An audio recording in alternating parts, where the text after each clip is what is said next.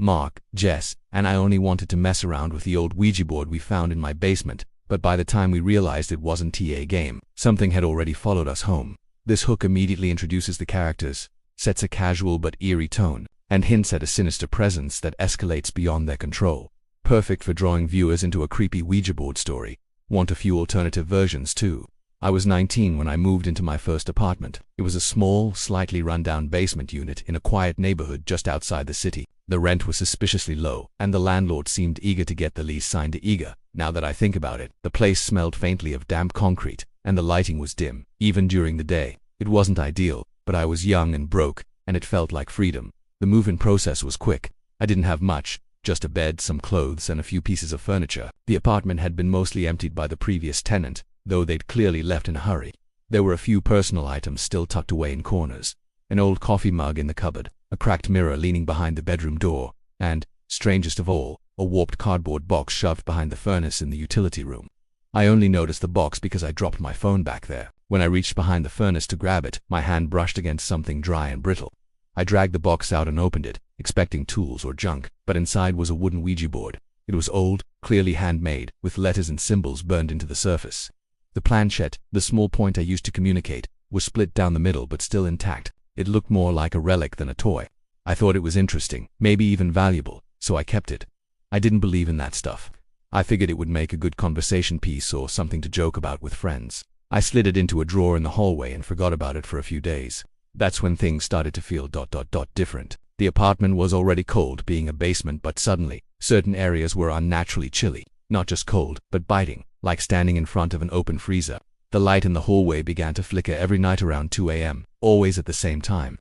I chalked it up to old wiring. Then came the noises. Slow, deliberate knocks from inside the walls, usually just as I was about to fall asleep. They weren't loud, just persistent, enough to make my skin prickle. I tried to ignore it, told myself it was the building settling or maybe mice in the pipes. But one night, as I was putting laundry away, I found myself staring at the Ouija board again. I didn't even remember taking it out of the drawer, but there it was, sitting on the hallway floor like it had been waiting. I picked it up. It felt heavy in my hands, much heavier than before. When I turned it over, I noticed something carved into the back that had been there the first time. 3 small initials, etched with something sharp, followed by one word that made my stomach twist. I didn't sleep that night. It was supposed to be a joke, something light-hearted to break the tension I'd been feeling.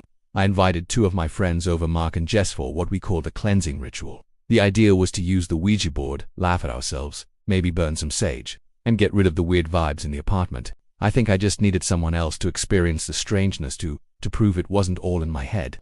We dimmed the lights and lit a few candles, mostly for effect. The board sat between us on the floor, resting on an old blanket. The cracked planchette looked fragile, but it moved smoothly when pushed. We each placed 2 fingers on it, hesitating for a moment before starting. Jess smirked and asked the first question, something silly, like, "Is anyone here with us?" We waited in silence. Nothing happened. Then the planchette twitched, just slightly. Mark laughed and accused Jess of moving it, but her expression changed. She looked nervous. "I didn't do that," she said quietly.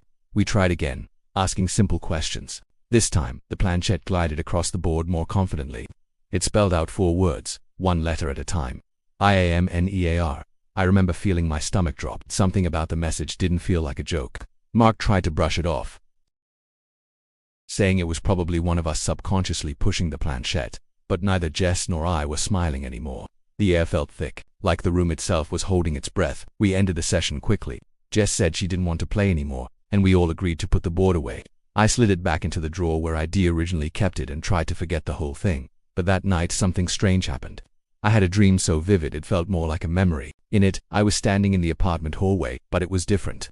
The walls were darker, like they were soaked with water. The air was heavy, and everything was silent. No wind, no distant city sounds, not even the hum of electricity. At the end of the hallway, I saw a figure, tall, motionless. Its face was just out of sight, obscured by shadow, but I could feel its eyes on me, watching, waiting. I woke up drenched in sweat. The apartment felt colder than ever. I reached for my phone, but the screen wouldn't turn on. It was like the battery had died, even though I'd just charged it before bed. I got up to wash my face and stopped when I saw something strange in the mirror. My fingertips were dark, smudged with something black, like ash. I hadn't touched the candles and there was no soot in my room. When I went to check the hallway, the drawer I had locked the board in was wide open, and the board was gone. I spent the next day in a fog, too tired to focus, too unsettled to relax. I kept telling myself that I must have forgotten to close the drawer properly, or maybe my sleepwalking something I hadn't done in years had returned. But deep down, I didn't believe that. There was something else happening, something I couldn't explain. And no matter how much I tried to reason with myself, the sense of being watched never left me, not even in broad daylight. That evening, I tried to forget about it. I kept all the lights on and turned the TV up loud. But even with the noise and brightness, the apartment still felt off. The cold spots were more noticeable, especially around the hallway. And then there was the sound barely audible at first, like a faint scratching, coming from inside the walls. I paused the TV and listened. It was still there. Slow, rhythmic, like something dragging across drywall. It didn't stop, it just shifted location, moving behind the wall from the bathroom to the bedroom and back again. I knocked on the wall, half expecting it to stop, but the sound continued, like it didn't care that I could hear it now. I even called the landlord the next morning to ask if there were rodents or something behind the walls. He seemed unfazed and said it was probably just the old plumbing and thin insulation. These places creak and groan all the time, he said. But that didn't explain what I saw the next night. The scratches had started to appear on the outside of the walls. Not deep, not obvious at first, just faint marks in the paint that caught the light a certain way. I found the first one in the hallway, just beside the bathroom door. It looked like someone had dragged a nail across the surface, almost like a child trying to write something. I leaned in closer and realized it was a letter. And the next night. There were more. SAWYOU, I saw you. I stared at the message for a long time. I don't know why I didn't run right then. I just stood there, heart pounding, trying to convince myself it had to be some twisted prank. But I lived alone. No one else had access. No one had visited since that night with the board. From that point on, the messages kept coming.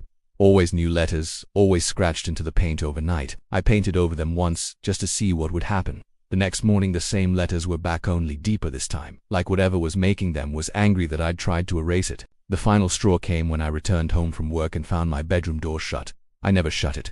Inside, the temperature had dropped so low I could see my breath. The mirror was fogged over. And in the condensation, someone or something had written the same 3 initials I'd seen on the back of the board. And below them, a date I didn't recognize. August 2nd, 1985. I left the apartment the next morning without looking back. I didn't even grab everything, just the essentials. My laptop, some clothes, my wallet. I couldn't stand to be there one more night. Every creak, every shadow, felt like it was watching me, breathing with me. I didn't even lock the door.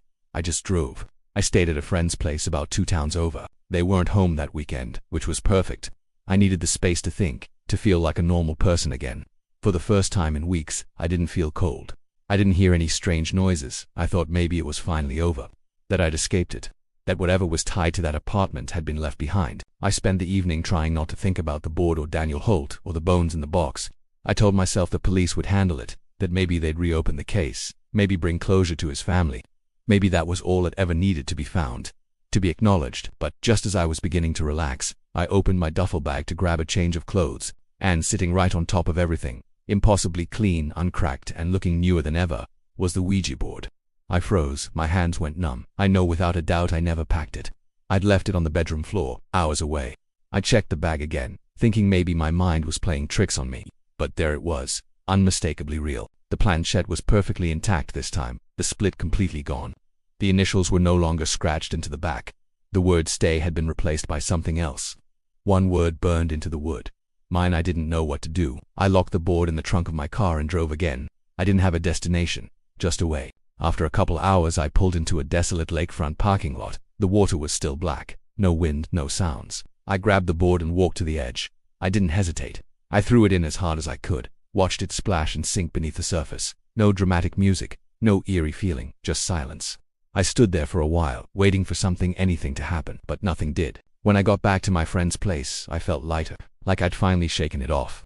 I slept through the night for the first time in weeks. No dreams, no knocks, no cold spots. But the next morning there was a package on the doorstep.